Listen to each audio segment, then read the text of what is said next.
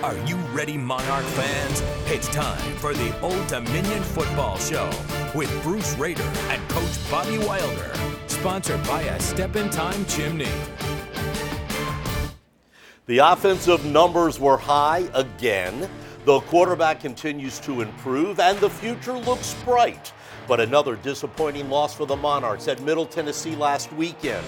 The season comes to an end Saturday at home against red-hot Charlotte. What should we expect? Let's find out. The Old Dominion Football Show starts now. I'm Bruce Rader along with Coach Bobby Wilder. Coach, another 400-plus game on offense, a solid defensive performance in the second half, but not enough to win at Middle Tennessee. Yeah, you mentioned the offense, Bruce. That's the second week in a row we've hit our season high. Hayden Wolf was 39 for 65 in this game, 321 yards, 63-yard touchdown pass to Aaron Moore, who broke the school record for receptions. He had 14 catches for 194 yards, continues to get better. And what was so frustrating, our defense was absolutely dominant in the second half. Bruce held them to 100 yards and 3 points. We've just got to put two halves of football together. Where's Aaron Moore been all our lives? Yeah, he went from having 8 catches to 22, had 14 in this game. And you see the development now that the players stepping forward because of the development of the quarterback of Hayden Wolf right now. Aaron Moore with him, Eric Kuma back next year with him. As the quarterback continues to develop, we continue to get better on offense, Bruce. And this was the first time we got over 100 yards rushing since the Virginia Tech game when we had 202 yards rushing in that game. So the development of the pass game is also helping the run game. And the team was a lot healthier back then. No question, yeah. Keyshawn Strong missed this game. Lala Davis went out early. We haven't had the running backs healthy all year. All right, I know that you and your staff are a little apprehensive going into the season in the quarterback situation. Is that kind of where things fell apart earlier?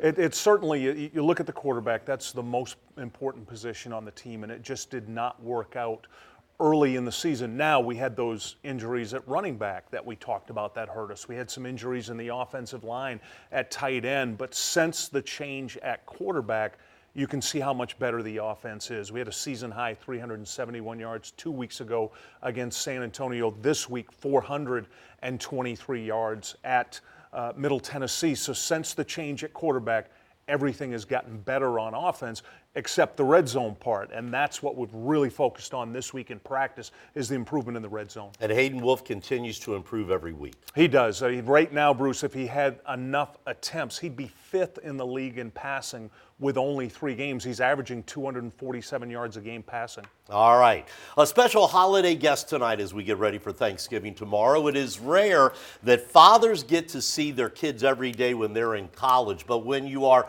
Old Dominion defensive end Derek Wilder and your dad is the coach, it's a unique experience. Welcome. Happy Thanksgiving. Thank you. Were you out of your mind when you decided to play college football for your father? I mean, talk about the pressure. Yeah, definitely reconsidered it a few times, but it has a lot more benefits than it does, negatives in my opinion. Now, Derek played at high school at nearby Maury High School in Norfolk. Dad, when did you come to the conclusion that he was a D1 player? I thought in 6th grade when I watched him play middle school football, he was playing fullback and linebacker. I knew he would develop into that. He's always been a good football player. He's always understood the game. He's been around it his whole life. He pays attention, but he just kept getting better and better. And really when it happened in high school, Bruce, was his junior year. He had a game at Norcom that was really impressive at tight end, at linebacker, helped his team pull off an upset, and I knew at that time he was going to be a good Division I player. Derek, there's a lot of egos in college football. How did you find that your teammates accepted you knowing that your dad was the coach? Was it any different?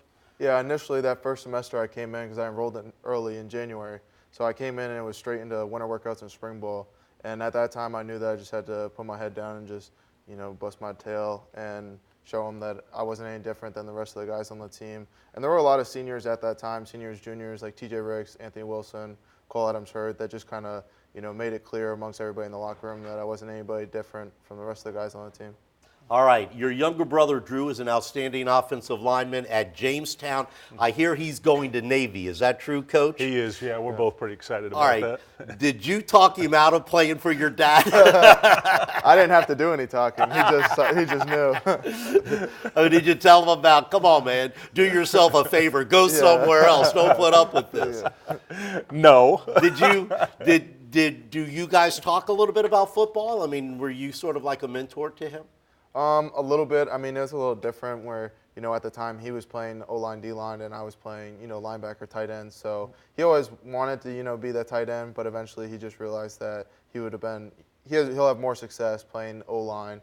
And, Did you push him around a lot and say, hey, kid, this is what it's going to be like? You're going to be going up against guys like me? Yeah, that was pretty much how it was. And, I mean, he just, that's just where he fits, and I think he definitely understands that now. But when he first started playing high school ball, he wanted to be the tight end. He wanted to be the quarterback. He wanted to be the guy with the ball. But they said, no, you're the biggest kid on the team. You're going to block. And I keep telling him. Then he put on 60 pounds his freshman year. Yeah. Now he's blocking you.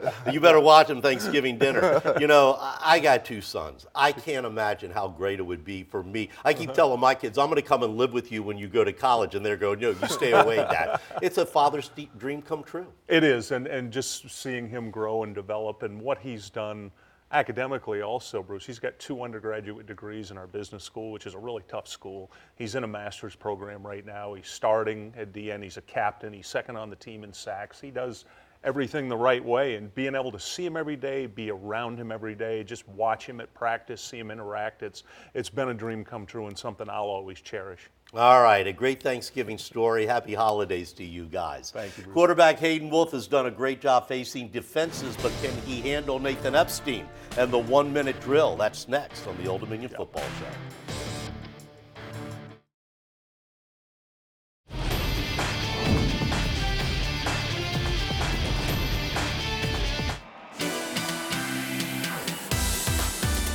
Welcome back to the Old Dominion Football Show. We're here with the quarterback, Hayden Wolff. And Hayden, first of all, I got to ask, from Florida to Virginia, how's the weather treating you? It's different, a little bit cold, but I'm getting used to it every day.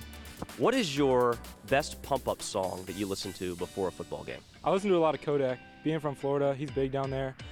Anything Kodak I listen to. Do you still, every now and then, ever play the old NCAA football game? Not really, no. I'm not a big video game guy. I wish I was, but I'm not very good with the controls. Not a video game guy, so what do you do instead? What replaces a video game? Up in college, study, eat, sleep, rest, recover, everything that everybody else does that's an athlete. What do you do for fun? Hang out with my friends, go to the beach. I love the beach.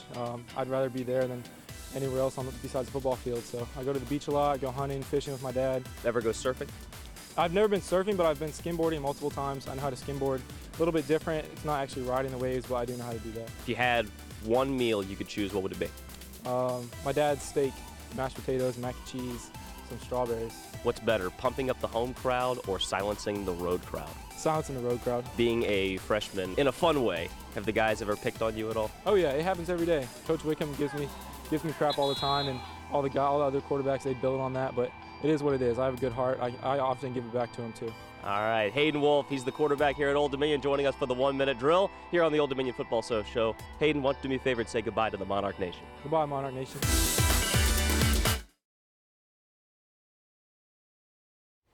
Bruce Rader along with Coach Bobby Wilder. Coach, you wrap up the season Saturday at home against Charlotte, and they're really the hottest team in Conference USA right now. They are. They've won 4 games in a row, Bruce, including this past week beating Marshall at home, who Marshall was in first place in the league. And what's happened for them, Bruce, it's the quarterback position. It's Chris Reynolds.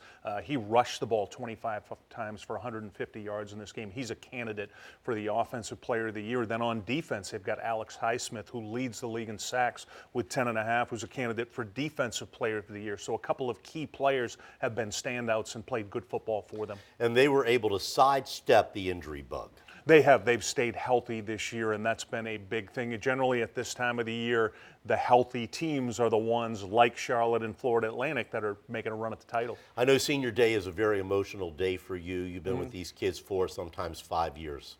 Yeah, we've got 12 seniors, and there's a number of them that have played significant amount of football for us. It's a small senior class, Bruce, but a really good group, and really proud of them, and the fact they're all going to graduate is really important. All right, you talk about the team's bright future, and I know that you assume you're going to be a part of it. Yeah, that's the goal, Bruce. And I look at this team coming back next year. We've got 19 of 22 starters back. We've got 48 players that have started, 48 different starting combinations due to injuries. That's the most in the country of starters. I truly believe next year with this team, with the quarterback, we've got a top 50 defense right now. We'll be even better next year. That this team next year, Bruce, will be a bowl team. And if we can be healthy at this time of year, I truly believe we'll compete for the Conference USA Championship next year. And on top of that, you recruit all the next few months. Absolutely. You can see the significance this year, 47 new players that were in. We'll have another big number that'll come in this year. I feel really good about the prospects of next year's team. Coach, it's been a challenging season. Yes, it has. But happy Thanksgiving. And same to you, and happy Thanksgiving to everybody out there. The final game, Old Dominion against Charlotte, 2 o'clock Saturday at SB Ballard Stadium. Let's get a big crowd out there for Senior Day.